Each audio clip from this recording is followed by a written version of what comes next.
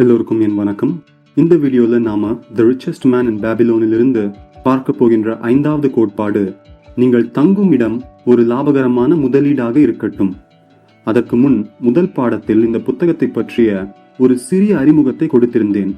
ஆனாலும் இந்த 7 கோட்பாடுகளை விளக்குவதற்கு முன்பு புத்தகத்தின் ஆசிரியர் கூறியிருக்கும் மேலும் சில பின்னணியை பார்ப்போம்.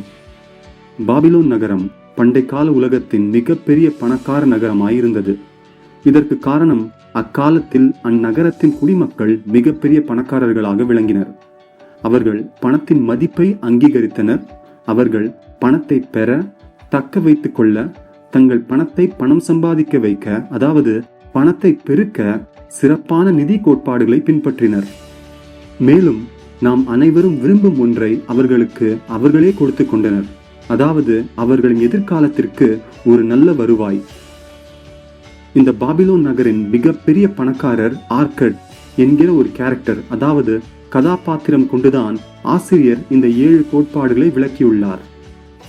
ஆர்கட் என்பவர் ஒரு சாதாரணமான வேலையில் இருந்து பாபிலோனிலேயே மிகப்பெரிய பணக்காரராக எப்படி உயர்ந்தார் என்பதை ஆர்கட் அவரின் நண்பர்களிடமும் மற்றவர்களிடமும் விளக்குவது போல ஆசிரியர் இந்த 7 பணத்தின் கோட்பாடுகளை விளக்கியுள்ளார்.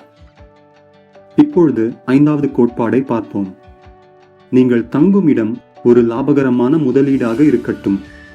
முன்பு பார்த்தது உங்கள் வருமானத்தில் இருந்து 90% தேவையான செலவுக்காக ஒதுக்க வேண்டும் என்பது.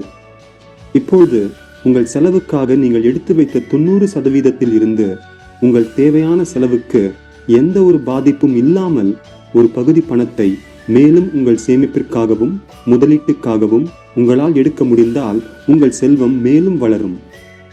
ஆசிரியர் கூறுவது, ஒருவர் சொந்த வீடு வைத்திருந்தால் அதில் பல நன்மைகள் இருக்கின்றது என்றும், ஒருவர் தேவையான டவுன் பேமெண்ட், அதாவது ஒரு கீழ்கட்டணம் செய்ய முடியும் என்றால் வீடு கட்ட கடன் வழங்க தயாராக பல கடன் கொடுப்பவர்கள் உள்ளனர் என்றும்.